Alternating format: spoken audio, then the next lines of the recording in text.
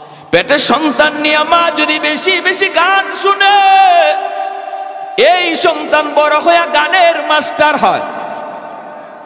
মা সন্তান পেটে নিয়ে যদি পর্দার ভিতরে চলে, সন্তান যেখনি হয়, মেধাবী হয়, জ্ঞানী হয়।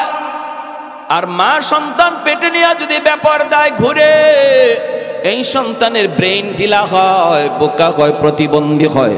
এটা অভিজ্ঞরা অভিজ্ঞতার আলোকে বলেছেন। এজন্য ভাইরা মনে রাখবি, যুবক সবার আগে যদি একটা সুন্দর সন্তান চাও, নেককার একটা ছেলে যাও, আগে মা, ভালো একটা মা তোমাকে তালাশ করতে হবে। পর্দানিশীল একজন মহিলা, একজন স্ত্রী তোমাকে খুঁজতে হবে। কোরআন তেলাওয়াতকারিনী একজন মা তার জন্য আনতে হবে।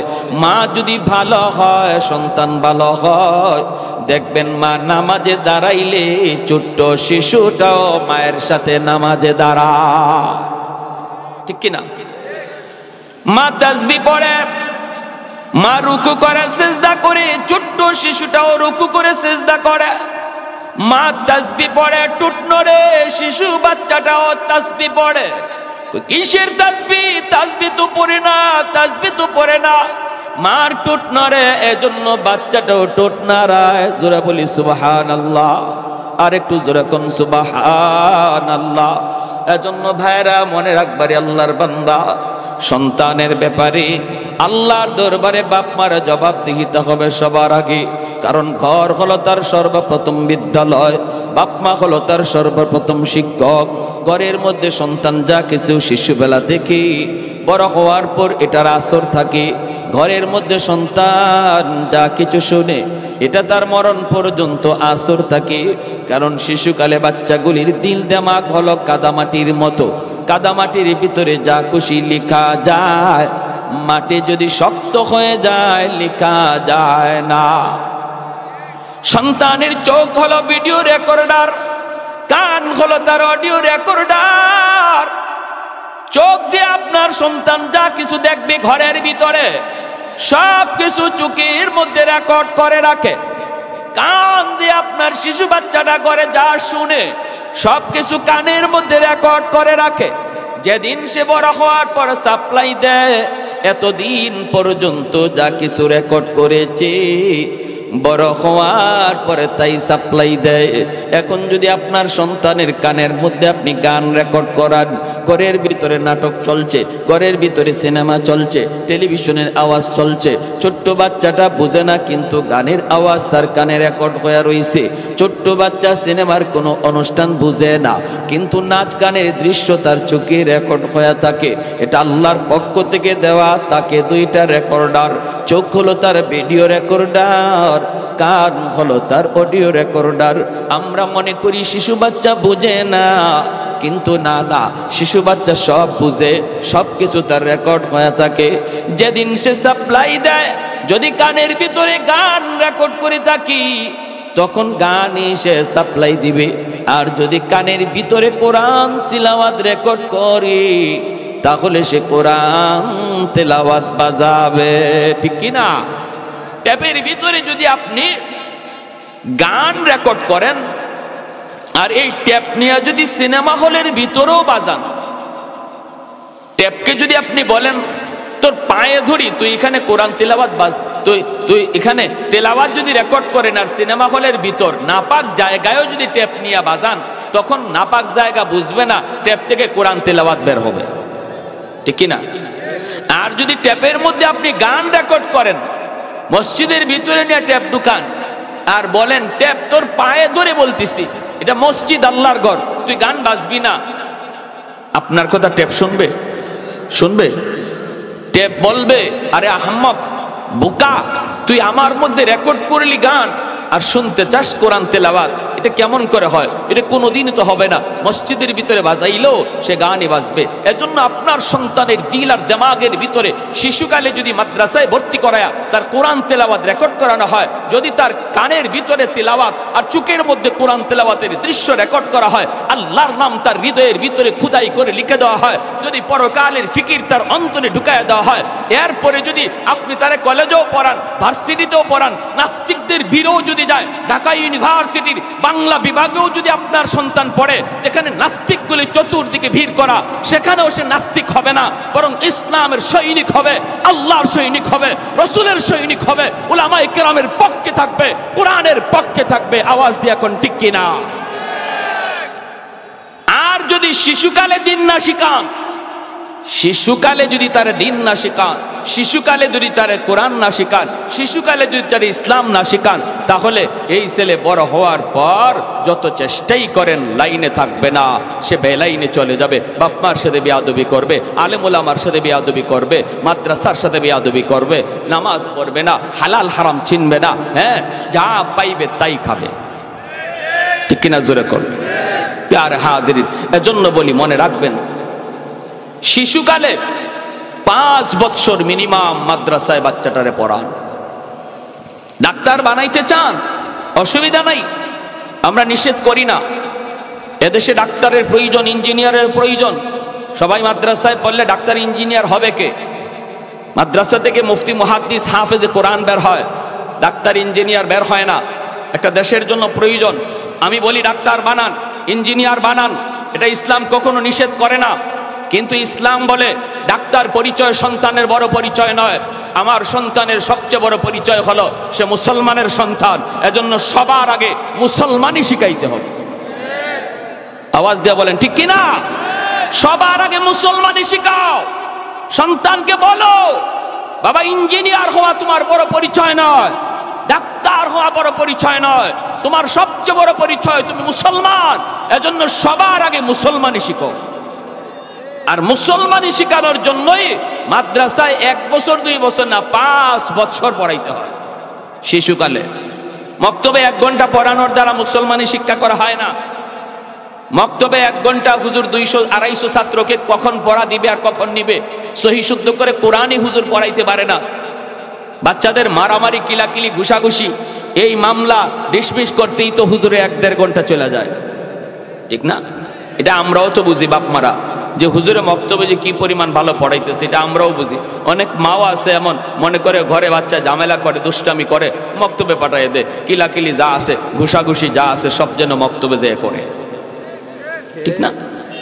তো এই জন্য মক্তবে পড়ানোর দ্বারা বাপ মা জিম্মাদারি আদায় হয় না, সন্তানের হক আদায় হয় না, সন্তান মুসলমানি শিখতে পারে না।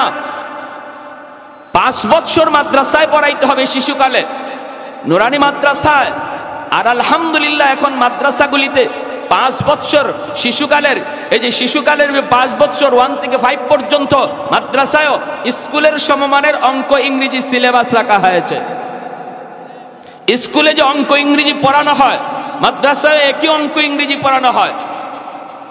শুধু আপনাদের কথা চিন্তা করে যারা মনে করতেছেন ছেলেকে ডাক্তার বানাবেন, ইঞ্জিনিয়ার বানাবেন, আপনার কথা ভেবে মাদ্রাসার সিলেবাস এমন করা হয়েছে। বানান ডাক্তার, ইঞ্জিনিয়ার বানান, কিন্তু সবার আগে তার জীবনের লেখাপড়ার শুরুটা যেন মাদ্রাসা থেকে হয়, তার জীবনের শুরু যেন মুসলমানি শিক্ষার দ্বারা হয়, তার লেখাপড়ার শুরু যেন কোরআনের শিক্ষার দ্বারা হয়। তাহলে মুসলমানের সন্তান হবে আগে, আগে মুসলমানের সন্তান হবে, তারপরে তার পরিচয় হবে ডাক্তার। যেই ছেলে মুসলমানি শিক্ষা ডাক্তার হবে, তার নিয়ত হয়ে যাবে পরিশুদ্ধ, হারাম পথে কোনোদিন টাকা কামাই করবে না, মিথ্যা সার্টিফিকেট দিয়া কোনো রোগীর প্রাণ নিবে না, টাকার লোভে পইরা কোনো নরমাল ডেলিভারি কেস কোনো মহিলার সিজার লাগবেই মিথ্যা কথা বইলা 40,000 টাকার লুপ করবে না, কারণ তার সিনার ভিতরে কোরআনের মহব্বত, হালাল হারাম সিনায় খুদাই করে লিখে দেওয়া হয়েছে। সমাজে এমন ডাক্তারও আসেনি না নাই? নরমাল ডেলিভারি হবে এটা ডাক্তার ভালো করে জানে, এরপরও বিল বেশি আসবে না যদি সিজার করা না হয়। তাই ডাক্তার রিপোর্ট দেয় সিজার করতেই হবে, না করলে বাচ্চাও মারা যাবে, মাও মারা যাবে। ভয়ে আমরা কই স্যার যেভাবে যত টাকা লাগে আমার বাচ্চা বাঁচান, আমার বিবিরে বাঁচান, এইরকম দিয়া ডাক্তার কয়, মনে মনে হাসে, কয় আমি তো এটাই চাইছি। ঠিক না? ডাক্তার মনে মনে কয় আমি তো এটাই চাইছি। যে ডাক্তার 30-40 হাজার টাকার লোভে পড়া একজন সুস্থ মহিলাকে সারা জীবনের জন্য অসুস্থ বানায় দিল, এই ডাক্তাররে আপনারা ডাক্তার বলবেন না ডাকাত বলবেন? আওয়াজ আসতে হইছে, জোরে কর। ডাক্তার না ডাকাত? কেন? কারণ তার জীবনের শুরুটা কোরআন শিক্ষার দ্বারা হয় নাই। এমন ডাক্তারের বাবা হওয়ার চেয়ে না হওয়া ভালো, এমন ডাক্তারের দাদা হওয়ার চেয়ে না হওয়া ভালো। আর যদি কোরআন শিক্ষায়া ইসলামী জিন্দেগি তারে মুসলমানের সন্তান বানাইয়া তারে ডাক্তার বানাইতেন, তাহলে এই ডাক্তারের নামে বাপ মার সুনাম হতো। আর এখন কইব যখন এই ধরনের ডাকাতি করবো ধরবো, কইতো ডাকাইতের বাপ যায়, ডাক্তারের বাপ কইব না, ওই ডাকাতের বাপ যায়। ঠিক না? ইঞ্জিনিয়ার হইছে, রড না দিয়া ব্রিজ বানাইতে গিয়ে বাঁশ ঢুকাইয়া দিছে। খবর আসেনি উত্তরবঙ্গের মানুষের? আচ্ছা, এখন বাঁশ ঢুকাইছে, মানুষ মরছে, ইঞ্জিনিয়ার কয়তো আমার কি হইছে, আমার দরকার ছিল টাকা। ঠিক না? আমার দরকার ছিল টাকা, আমি টাকা পেয়ে গেছি, মানুষ মরুক তো মরুক। যে ইঞ্জিনিয়ারের কাছে টাকার দাম আছে, মানুষের জীবনের দাম নাই, এরও আপনারা মানুষ বলবেন? মানুষ বলবেন? এই কথা আল্লাহ পবিত্র কোরআনের সূরাতুর রহমানে বলেছেন, আর রহমান আল্লামাল কোরআন খালাকাল ইনসান। আল্লাহ বলে, তুমি যদি মানুষ হতে চাও আগে কোরআন শিখো, যদি মানুষ হতে চাও আগে কোরআনী শিক্ষা লাভ করো। আল্লাহ পাক এজন্য কোরআন শিক্ষার কথা আগে আনলেন আর মানুষ সৃষ্টির কথা পরে নিলেন। যদি আপনারাও আপনাদের সন্তানকে মানুষ বানাইতে চান, মানুষের ঘরে সন্তান জন্ম নিলে মানুষ হয় না, মুরগির বাচ্চা জন্ম নিলে মুরগি হয়, মানুষের বাচ্চা জন্ম নিলে মানুষ হয় না, তার মানুষ বানাইতে হয়। আর আল্লাহ বলেন মানুষ বানাইবার পথ হলো কোরআনের শিক্ষা। এজন্য তার জীবনের শুরুটা কোরআনের শিক্ষা দ্বারা করাও, তার জীবনের লেখাপড়ার শুরুটা মাদ্রাসার দ্বারা করাও, তাহলে সে তোমাদের কাছে যেমন মানুষ, আমি আল্লাহর কাছেও মানুষ হবে।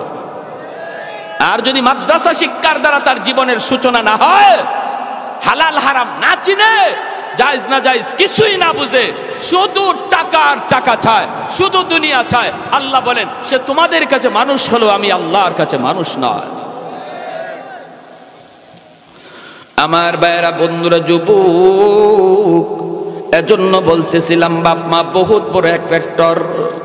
বাপ মার সিদ্ধান্ত যদি সঠিক হয়, সন্তানের ভবিষ্যৎ আলোকিত হবে। বাপ মার সিদ্ধান্ত যদি রং হয়, সন্তানের ভবিষ্যৎ অন্ধকার হবে। বাপ মার সিদ্ধান্ত যদি সঠিক হয়, সন্তানের ভবিষ্যৎ আলোকিত হবে। সবার আগে বাপ মার সিদ্ধান্ত নিতে হবে, আমার সন্তানের জীবনের লেখাপড়া আমি গান শোনায় শোনায় করাবো, নাকি কোরআন তেলাওয়াত শোনায় শোনায় তার জীবন শুরু করাবো।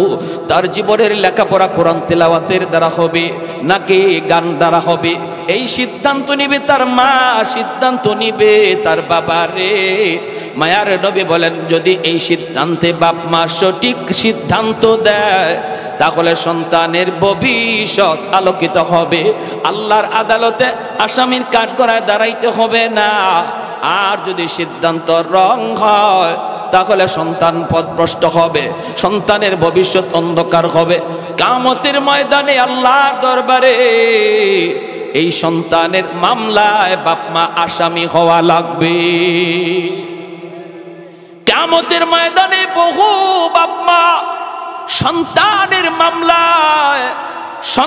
মামলায় আটকা পড়ে যাবে। তার নামাজ, তার রোজা, তার হজ, তার জিন্দগির ব্যক্তিগত আমল বড় ভালো ছিল, কিন্তু সন্তানের হক আদায় না করার কারণে বহু বাপ মা আল্লাহর আদালতে কাঠগড়ায় দাঁড়ায় থাকবে, বাঁচবার কোনো পথ থাকবে না। ওই দিন কিন্তু সন্তান বিন্দু পরিমাণ মায়া করবে না।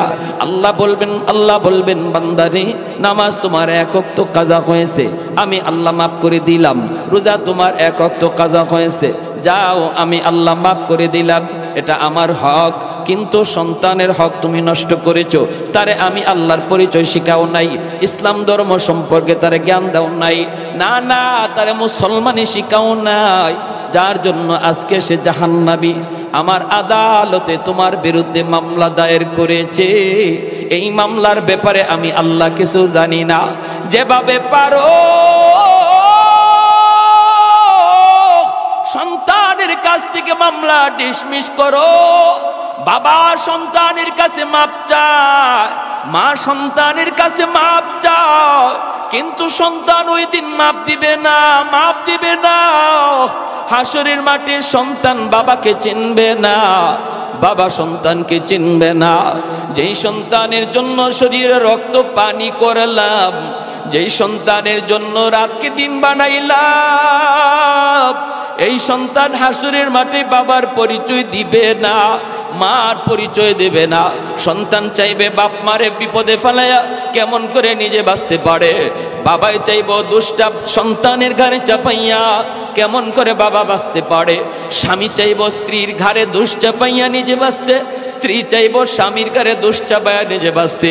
এইভাবে হাসরের ময়দানে সবাই শুধু ইয়া নফসি ইয়া নফসি করবে, কেউ কারো দিকে কোনো খেয়াল রাখবে না। এমনকি নবীরা পর্যন্ত আব্বা আমার কোথায় এই কথা বলবে না, বলবে না। নবীরা পর্যন্ত মালিক আমার মা কোথায় এই কথা হাসরের মাঠে বলবে না। দুনিয়াতে কোনো মানুষ আল্লাহ আমার মা কই বাপ কই হাসরের মাঠে বলবে না। সবাই শুধু নিজের জন্য ইয়া নফসি ইয়া নফসি ইয়া নফসি বলবে। আল্লাহ আমাকে বাঁচাও, আমাকে বাঁচাও, আমাকে বাঁচাও। কে কার গাড়ি দোষ চাপায়া বাঁচতে চাই এই ফিকির করবে হাসরের মাঠে। এজন্য বলতেছি রে বাবা, একটু মনোযোগ দিয়ে খেয়াল করে শোনো। আমরা যারা বাবা হয়েছি, আমরা যারা মা হয়েছি, বাবা হওয়া সহজ, মা হওয়া সহজ, কিন্তু একজন আদর্শ মা হওয়া, আদর্শ বাবা হওয়া বড় কঠিন। সিদ্ধান্ত যদি তোমার ভুল হয় তাহলে তুমি বাবা আল্লাহর দরবারে কলঙ্কিত, সন্তানের কাছেও কলঙ্কিত। আর যদি সিদ্ধান্ত তোমার সঠিক হয় সন্তানের কারণে নাম উজালা। যেই সকল বাপ মা সন্তানকে হাফেজে কোরআন বানানোর নিয়ত করবে, নূরুন আলা নূর, আলেম বানানোর নিয়ত করবে, তাহলে এটা তো নূরুন আলা নূর। যদি মনে করি আমার সন্তানকে আমি হাফেজ কোরআন বানাবো, আলেম মুফতি মুহাদ্দিস বানাবো, কিয়ামতের ময়দানে আল্লাহ পাক রব্বুল আলামিন হাসরের ময়দানে একটা মুকুট হাতে নিয়ে দাঁড়ায় থাকবেন। হাসরবাসী মানুষ বলবে আল্লাহ কার জানি জানি অপেক্ষা করি, কার জন্য জানি মালিক অপেক্ষা করতেছে, মুকুট জানি আল্লাহ কাকে পরাইতে চায়। নবীর বাপ্পা সামনে গেলেও আল্লাহ পাক নড়বে না, আল্লাহ পাক পরিচয় দিবেন না, আল্লাহ কাছে ডাকবেন না। কত মানুষ আল্লাহর কাছে যায় দাঁড়াবে, আল্লাহ কাউকে কাছে ডাকবেন না। এমনি একজন মানুষ যা কইব মালিক আমাকে আপনি চিনেননি, আল্লাহ তখন বলবে বান্দা তুমি কে? কই আমি অমুক অমুক হাফেজে কোরআনের আব্বা, আমি অমুক মুফতি সাহেবের মা। মালিক তখন ডাক দিয়া বলবে হাসরের ময়দানে, বান্দা রে আজ কোটি কোটি মানুষের ভিতরে আমি আল্লাহ তোমাকেই খুঁজতেছি।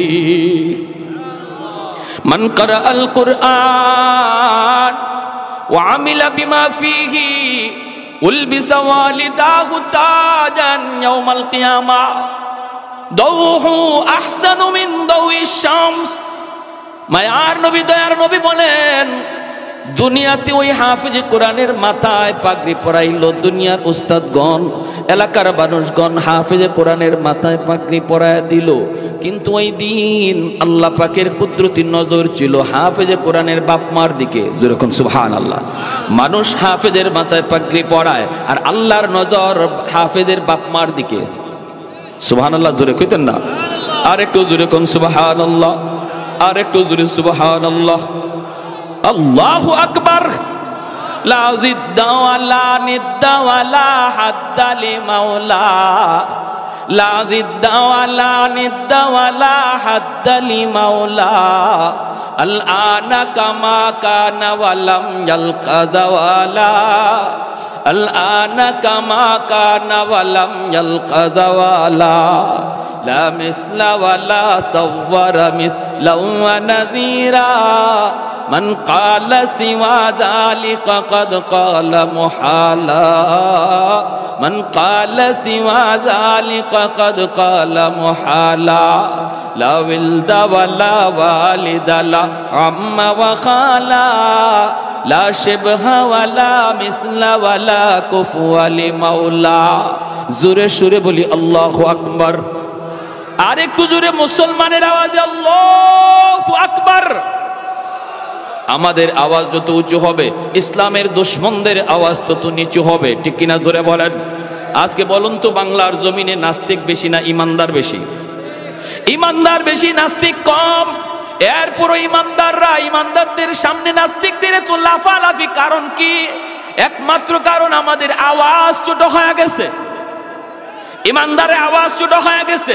ইসলামের হুকুম হলো আমরা জায়গা মতো নরম, আবার জায়গা মতো আমরা খুব বেশি গরম। আওয়াজ দিয়ে এখন ঠিক কিনা?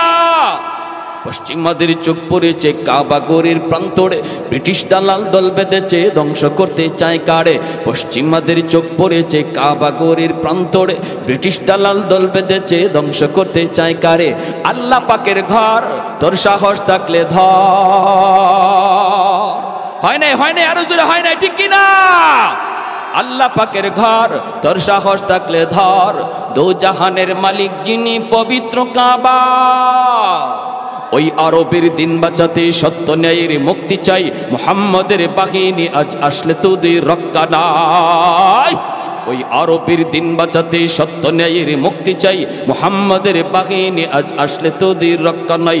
পশ্চিমাদের চোখ পড়েছে কাবা গড়ের প্রান্তরে, ব্রিটিশ দালাল দল বেঁধেছে ধ্বংস করতে চায় কারে। আল্লাহ পাকের ঘর তোর সাহস থাকলে ধর। তো জাহানের মালিক যিনি পবিত্র কাবা, ওই আরবের দিন বাঁচাতে সত্য ন্যায়ের মুক্তি চাই। মুহাম্মাদের বাহিনী আজ আসলে তোদের রক্ষা নাই। ওই আরবের দিন বাঁচাতে সত্য ন্যায়ের মুক্তি চাই। মুহাম্মাদের বাহিনী আজ আসলে তোদের রক্ষা নাই। মুহাম্মাদুর রাসূলুল্লাহর বাহিনী আসেনি? হাত উঠে বলো আসেনি? আর একটু জোরে আসেনি? একটু দাঁড়াও, জেগে উঠু ওহি মুসলমান, আর কতদিন দিন ইসলামের সইবে অপমান। ঠিক কিনা, ঠিক কিনা? একটু দাঁড়াও, জেগে উঠো ওহে মুসলমান, আর কতদিন দিন ইসলামের সইবে অপমান।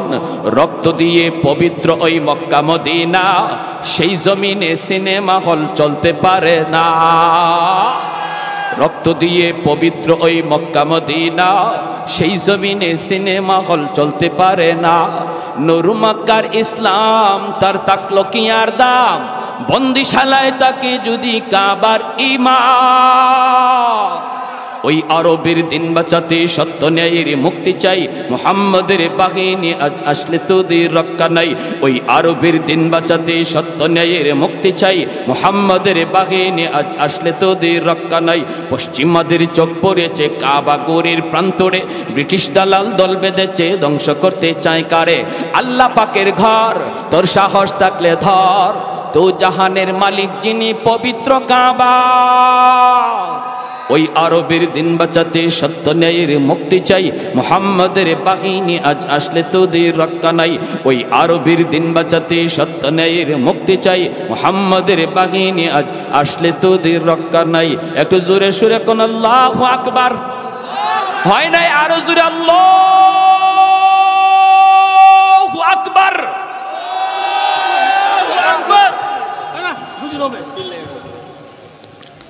কি ভাই, ভয় পাইছেন?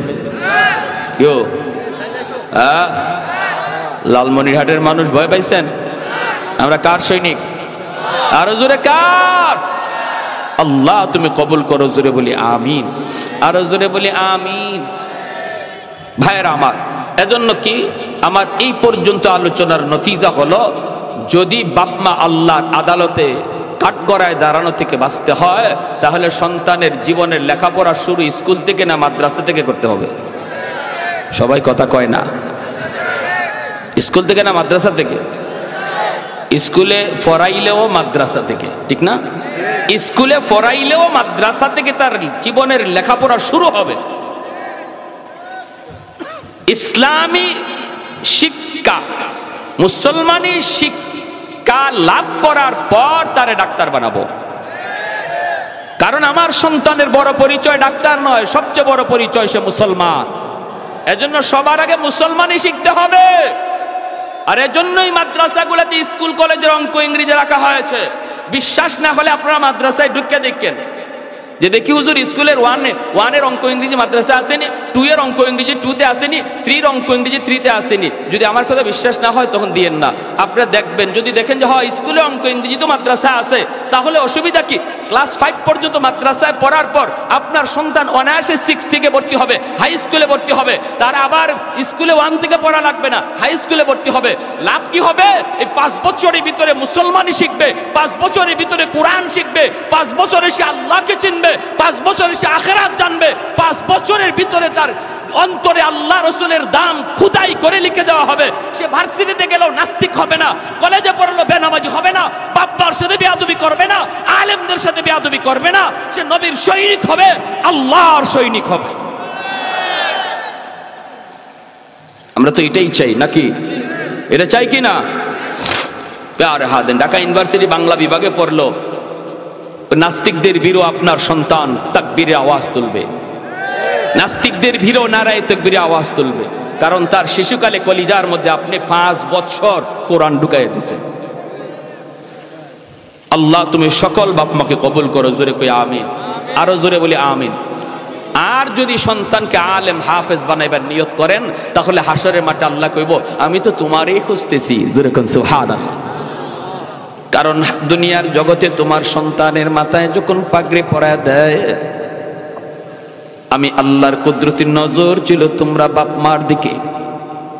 সমাজের মানুষগুলি তোমরা বাপ মাকে কত বাধা দিয়েছে, না না সন্তানটারে মাদ্রাসায় দিও না, কারণ মাদ্রাসায় পড়লে পরে জীবন কেমন করে চালাবে, বউ পালবে কেমন করে, সংসার চালাবে কেমন করে, জীবন চালাবে কেমন করে, কত প্রশ্ন কত প্রশ্ন কত প্রশ্ন। কিন্তু তোমরা বাপ মা মানুষের কথায় কান দাও নাই। তোমরা বলেছিলে, আমরা শুনেছি মানুষ সৃষ্টির আগেই আল্লাহ রিজিকের ব্যবস্থা করে। সুবহানাল্লাহ কোন আল্লাহ মানুষ সৃষ্টির আগেই রিজিকের ব্যবস্থা করে। আমার আব্বা আমাকে যখন মাদ্রাসায় দেন, আমার চাচারা বিরোধিতা করেছেন, আমার চাচারা বলেছেন পোলাটারে আপনি কেমন করে মাদ্রাসায় দিতেছেন, আমি ক্লাস 5-এ বৃত্তি পেয়েছিলাম, এত একটা ভালো লেখাপড়ার মধ্যে স্কুলের মধ্যে ফার্স্ট হয়েছিলাম। আমার আব্বা আমাকে সর্বপ্রথম স্কুলে ভর্তি করেছিলেন। কেন করেছিলেন এর কারণটা আমি বলি। আমাদের সময়ে মাদ্রাসার এই সিলেবাস ছিল না, বর্তমানে যে সিলেবাস অঙ্ক ইংরেজি মাদ্রাসায় ঢুকানো হয়েছে, আমাদের সময়টাতে এমন ছিল না রে যুবক, কেমন ছিল না। এজন্য আমার আব্বা অঙ্ক ইংরেজিতে একটু ভালো থাকার জন্য আগে আমার এক প্রাইমারি স্কুলে পড়াইছেন, আর বলছেন বাবা লেখাপড়া হবে তোমার জীবনের শেষ হবে লেখাপড়া মাদ্রাসায়। শুরুটা করলাম অঙ্ক ইংরেজি কিছুটা ধারণা নেওয়ার জন্য। আমি স্কুলে যেতাম আর কানে কানে শুনতাম শুধু মাদ্রাসা মাদ্রাসা মাদ্রাসা। আব্বা আমারে সকালে নিয়ে যেতেন স্কুলে, বিকালে নিয়ে যেতেন মাদ্রাসায়। মাদ্রাসায় গিয়ে মাদ্রাসার ক্লাসগুলি দেখতাম, ছাত্রদের সাথে বইতাম। আমার চাচারা যখন বিরোধিতা করলো, পোলাটার জীবন বুঝি শেষ। হ্যাঁ, আপনি এত ট্যালেন্ট একটা পোলারে মাদ্রাসায় দিয়া দিলেন। আমার আব্বা কয় কেন কি হয়েছে? কয় জীবন পালবে কেমন করে? আব্বা বলেছিলেন উলামায়ে কেরামের জবানে শুনেছি মানুষ সৃষ্টির আগে আল্লাহ রিজিকের ব্যবস্থা করে। জোরে কোন সুবহানাল্লাহ। অতএব আমার সন্তান কেমন করে চলবে, কেমন করে দুনিয়া কাটাবে, কেমন করে সংসার চালাবে, এই টেনশন আমার করা লাগবে না, কারণ এই টেনশন আমার করতে হবে না, আল্লাহ আগে ব্যবস্থা করে রেখেছে। এজন্য আমার চাচারা যত বিরোধিতা করলো, আমার আব্বা সিদ্ধান্তের উপরে অটল। আমার সাথে যতজন স্কুলে পড়ছে একজন মাদ্রাসায় ভর্তি হয় নাই, আমি একাই শুধু মাদ্রাসায় গিয়েছিলাম, আর ওরা সবাই হাই স্কুলে ভর্তি হয়েছিল। এজন্যই কিয়ামতের ময়দানে আল্লাহ বলবেন ও দুনিয়ার হাফেজে কোরআনের বাপ মা, আলেমের বাপ মা, মানুষগুলি তোমার সামনে সন্তান নিয়ে স্কুলে গেছে, কলেজে গেছে, কিন্তু তুমি স্রোতের উল্টা চলছো। মানুষ চলছে স্রোতের তালে তালে, নদীর স্রোত যেই দিকে চলতেছিল তুমি স্রোতের উল্টা হাঁটতেছিলা। আমি আল্লাহকে পাওয়ার জন্য, এজন্য আজ তোমার ছেলের মাথায় পাগড়ি পরায় উস্তাদ। মানুষের নজর হলো তোমার সন্তানের চেহারায়, আর আমি আল্লাহর নজর হলো তোমরা বাপ মার দিকে। কিয়ামতের ময়দানে আমি আল্লাহ তোমাদেরকে নিজের হাতে পুরস্কৃত করব। এজন্য নবীর বাবার মাথায় আল্লাহ পাগড়ি পরাবে না, কিন্তু একজন হাফেজে কোরআন আলেমের বাপ মার মাথায় আল্লাহ নিজের হাতে পাগড়ি পরায়া দিবে। একটু আওয়াজ দিয়া কোন সুবহানাল্লাহ। হাসরের মাঠে আল্লাহ ডাকও দিবে, ও হাফেজে কোরআনের মা,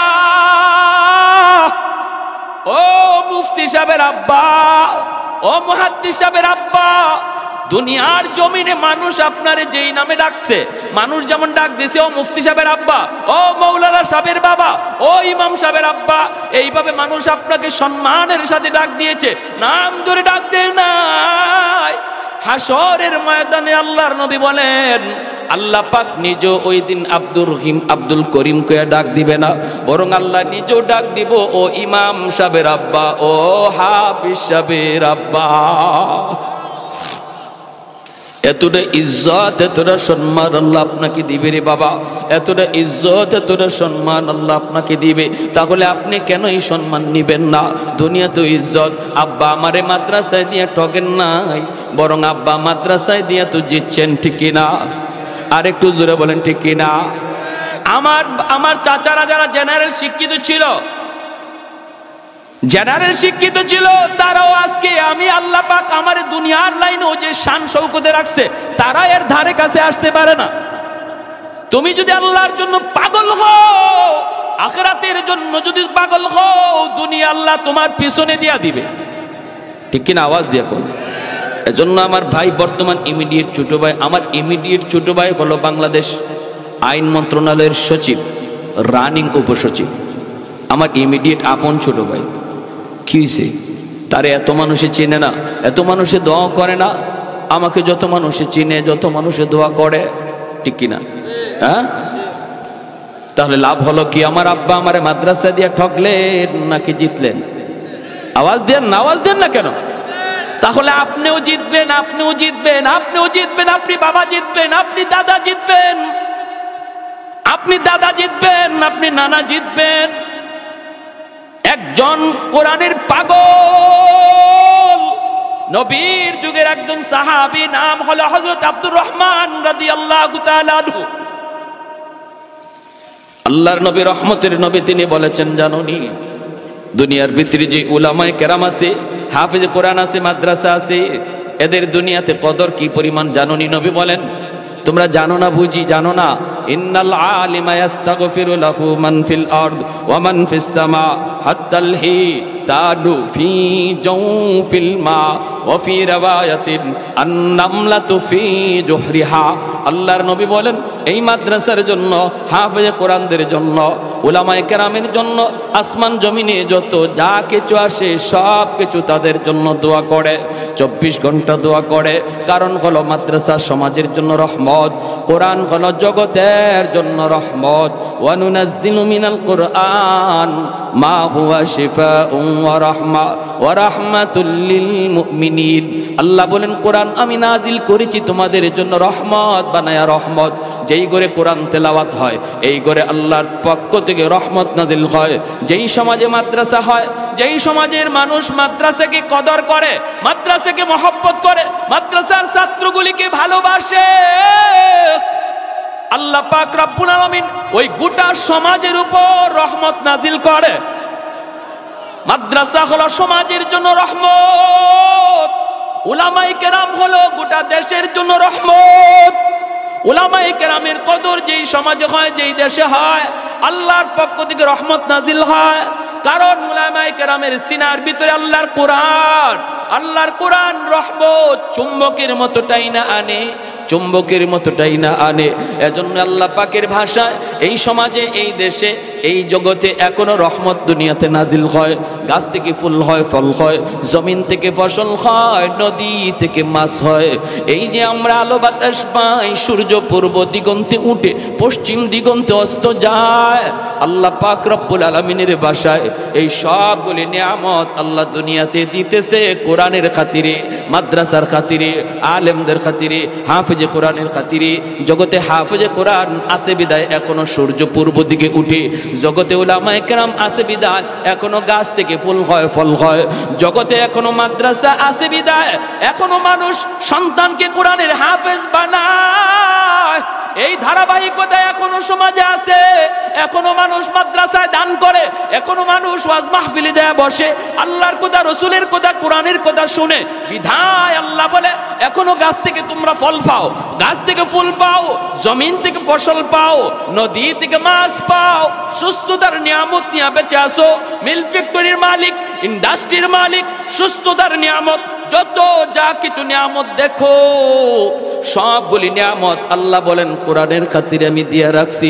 যেদিন মাদ্রাসা বন্ধ হয়ে যাবে, যেদিন উলামায়ে কেরাম জন্ম নেওয়া বন্ধ হয়ে যাবে, যেদিন মানুষ সন্তানকে হাফিজে কোরআন বানানোর কথা ভুলে যাবে, আল্লাহ পাক বলে ওই দিন গাছ থেকে আর ফুল ফল পাইবা না, জমিন থেকে আর ফসল পাইবা না, নদী থেকে আর মাছ মিলবে না, রিজিকের ব্যবস্থা আর এত সুন্দর আসবে না, সুস্থতার নিয়ামত দিয়ে হাঁটতে পারবা না। আমি আল্লাহ জগতের সমস্ত নিয়ামত একে একে উঠায় নিব। বাল আনজালতু আলাইকুমুল আযাবা সাব্বা, পরপর পরপর জমিনের ভিতরে শুধু গজব আর গজব আমি নাজিল করব। অতএব ভাইরা রে, এখন আসমানি গজব আসমানে, জমিনি গজব জমিনে আল্লাহ চাপায় রাখছে মাদ্রাসার খাতিরে। এখন আসমানি গজব আসমানে, জমিনের গজব আল্লাহ জমিনে আটকায় রাখছে উলামায়ে কেরামের খাতিরে। ছোট ছোট বাচ্চাগুলি মাদ্রাসায় পড়ে, এই বাচ্চাগুলির বাড়ি কোথায়, বাবা কোথায়, মা কোথায়? ওই বাপ্পা সাইরা আপনার বাচ্চা আপনার কুলে এই বয়সে ঘুমায়, মার হাতের গরম ভাত খায়। আর এই ছোট ছোট বাচ্চাগুলি যে এই বয়সে মার কুলে ঘুমাইতো, এই বয়সে বাবার কুলে ঘুমাইতো, মার হাতের গরম ভাত খাইতো, এই বাচ্চাটার বিছানা মা কইরা দিত, এই বাচ্চাটার মা তুলায় তুলায় খাওয়াইতো। ওই বাচ্চাটা আজকে আল্লাহর কোরআনের মহব্বতে কোথায় মা কোথায় বাবা তাদেরকে চাইরা এখানে আল্লাহর কোরআনের পাগল হইয়া, আল্লাহর কোরআনের পাগল হইয়া আপনাদের মাঝে এসেছে হিজরত কইরা। বাইরা আজকে মা ভালো কিছু খাইতে পারে না, বাবা ভালো কিছু বাজার থেকে আনলে খাইতে পারে না, খাইতে গেলেই সন্তানের কথা মার ইয়াদ পড়ে যায়, বাবার ইয়াদ হয়ে যায়, বাবার চোখ দিয়ে পানি ঝরে, মার চোখ দিয়ে পানি ঝরে।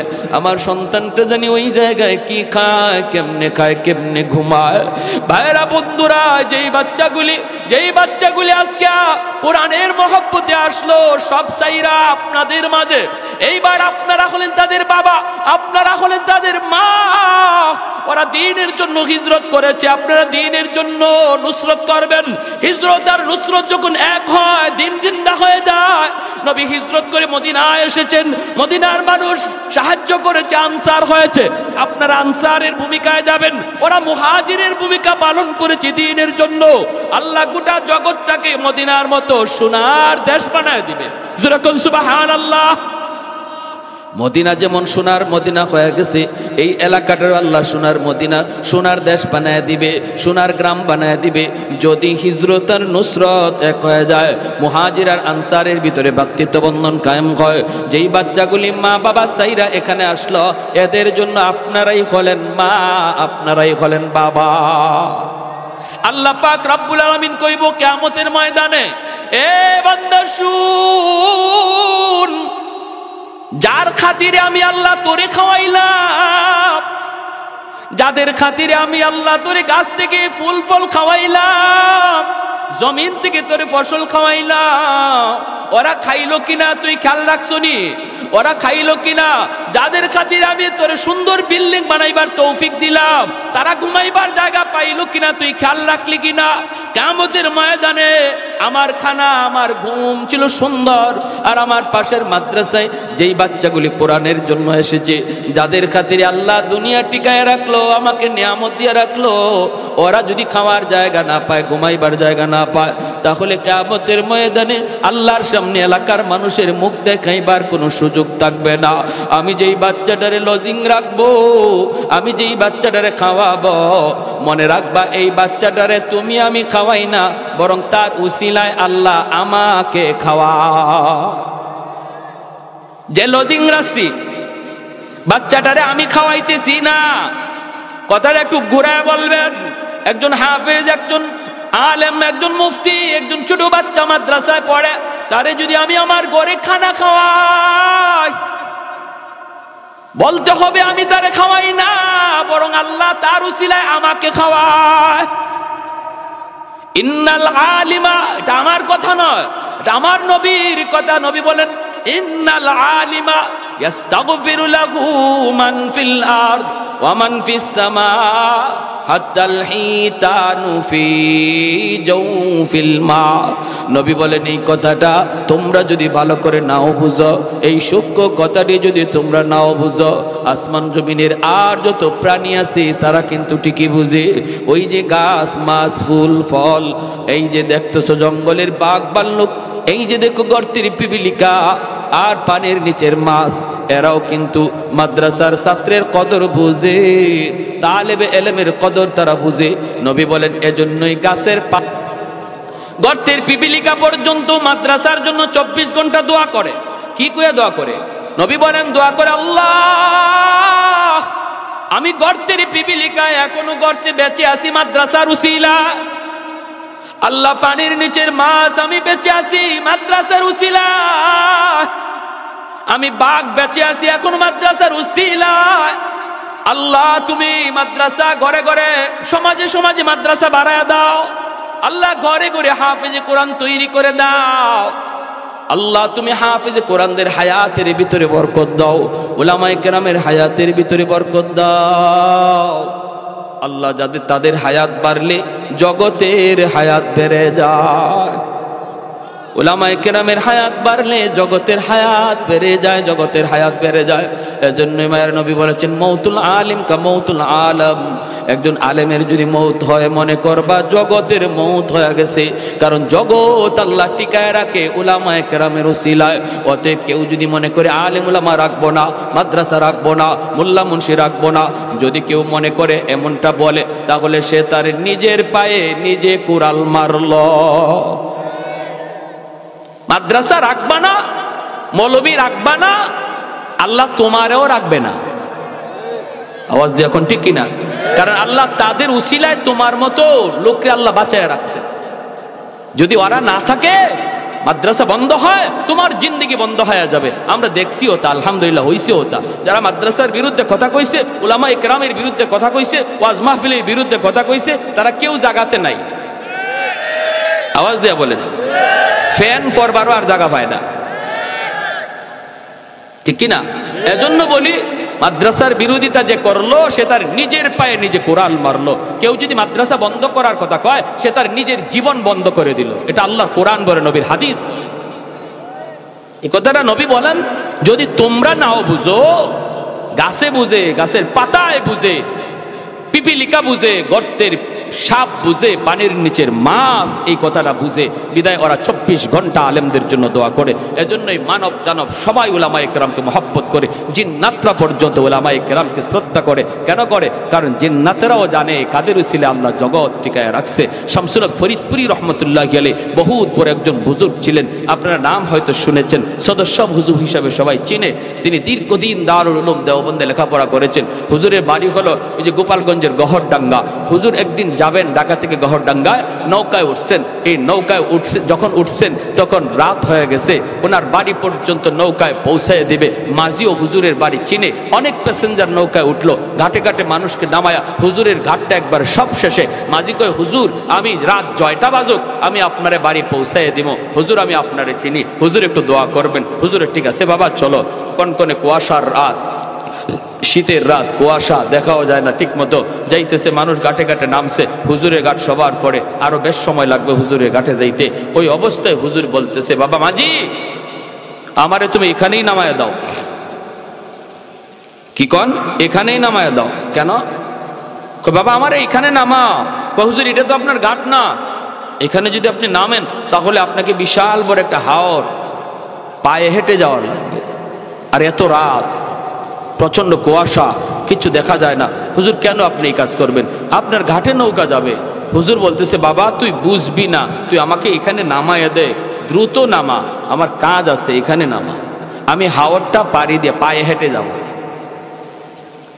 মাঝি অবাক হয়ে গেল।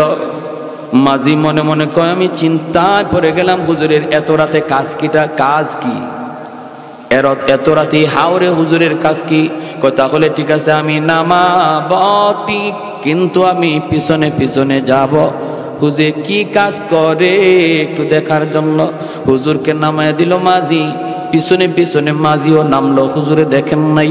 মাঝি দেখতেছে, কয় আমি দেখলাম হুজুর সামনের দিকে হাঁটতেছেন, প্রচন্ড কুয়াশা, ভালো করে দেখাও যায় না। আমাকে হুজুর দেখেন না, পিছনে আমি হুজুর খেয়াল করেন নাই, আমি একটু দূরে অবস্থান করতেছিলাম, আমি তো ঝাপসা ঝাপসা হুজুরকে দেখতেছি, যাইতেছেন যাইতেছেন। একটু পরে তাকায় দেখি নামাইলাম আমি একজন, কিন্তু কিছুক্ষণ পরে দেখি হুজুরের ডানে বামে সামনে পিছনে শত শত মানুষের আওয়াজ। আমি অবাক হয়ে গেলাম, অবাক, ভয় পেয়ে গেলাম। নামাইলাম আমি একজন মানুষ, কিন্তু ওনার ডানে বামে এত মানুষের আওয়াজ। এরা কারা, এরা কারা, এদের পরিচয় কি? পিছনে পিছনে আমি যাইতেছি, হুজুর ওদের সাথে কথা বলতেছেন, আর ওরা হুজুরকে, একজন মন্ত্রী মিনিস্টার যেভাবে হাঁটি এইভাবে হুজুরকে সামন দিক দিয়ে রাস্তা দেখে দেখে নিয়ে যাইতেছে। বাড়ি পর্যন্ত যাওয়া মাত্রই আমি দেখলাম লোকগুলা আর কেউ নাই, সবাই অদৃশ্য হয়ে গেল। হুজুর ঘরের ভিতরে ঢুকবেন, আমি যাইয়েই সালাম দিয়ে দিলাম, আসসালামু আলাইকুম ওয়া রাহমাতুল্লাহ। হুজুর আমাকে দেখে বলতেছেন, বাবা তুমি এখানে কেমন করে? কই হুজুর আমি তো আপনার পিছনে পিছনে আসছি। কেন আসছো, কি জন্য আসছো, কি দেখছো, কি দেখছো? কয় হুজুর আমি যা দেখছি আমার ভিতরে পানি নাই, কলিজায় পানি নাই, আমি তো প্রচন্ড ভয় পাইছি হুজুর। হুজুর আগে বলুন এরা কারা? আমি নামাইলাম আপনাকে একা, কিন্তু এত মানুষ, এরা কারা, কি এদের পরিচয়? এবার হুজুর বলতেছে, বাবা আমি বলতে পারি তোর কাছে এক শর্তে, বাবা আমার জীবদ্দশায় কারো কাছে কিছু বলবা না, কারো কাছে কিছু বলবা না। সে বলতেছে ঠিক আছে হুজুর আমি বলবো না। খাঁটি আল্লাহওয়ালারা তাদের নিজেদের কারামত কারো কাছে বলে না, কেউ দেখলে সেটা বলতেও নিষেধ করে, ঠিক কিনা জোরে বলেন? আর ভেজাল যত জায়গায় আছে খালি সাইনবোর্ড আর অ্যাডভার্টাইজ, ভেজাল যত আছে, আশিক রসুল, মাহবুবে খুদা, গাউসে হামদানি, কুতুবে রব্বানি, সারাসুল্লি সুলকানি, নাম আর খুঁজে পাওয়া যায় না। নাম কই গেল, লকবার উপাধি পড়তে পড়তেই শেষ, ঠিক কিনা? এক লোক ময়মনসিংহ গেছে, আসার পথে প্রচন্ড কুয়াশা, এরকম বন্ড ফিসাব। ড্রাইভাররা কয় থাম, সামনে দেখোস না কিছুই দেখা যায় না? ওখানে দেখ একটা বোর্ডিং দেখা যায়, সিট আছে কিনা একটু দেখ। তো ড্রাইভার গেছে, গিয়া বোর্ডিং ম্যানেজার রেখে, স্যার রাত বাজে প্রায় 3টা 2টা, বলতেছে স্যার আপনাদের হোটেলে কোনো সিট আছে? কয় সিট তো আছে, থাকবো কেটা, থাকবো কে? থাকবে আশিক রসুল, মাহবুবে খুদা, গাউসে হামদানি, কুতুবে রব্বানি, সারাসুল্লি সুলকানি, কইতে কইতে 16টা টাইটেল। ম্যানেজারে কয় দূরমে ভাগো, সিট নাই। ম্যানেজারে ভাবছে 16টা সিট লাগবো। নাম যখন 16টা কইছে, ম্যানেজারে ভাবছে সিট লাগবে কয়টা? 16টা। কয় সিট নাই, সিট নাই ভাই, যান যান। আর কয় হুজুর সিট নাই। হুজুর কয় সিট না হইলে কেমনি যাবি, যাওয়ার তো কোনো উপায় নাই। হোটেলের বারান্দায় গামছা বিছা, চাদর বিছায় রাত কাটা। হোটেলের বারান্দার মধ্যে চাদর বিছায় ঘুমায় রইছে। ফজরের সময় ম্যানেজার উঠছে, ওইটা দেখে এত মোটা এক হুজুর গড়াগড়ি করে শীতের মধ্যে কনকনে কাঁপে। কয় বেড়া ঘটনা কি, এখানে হুজুরে নিয়ে এরম করো?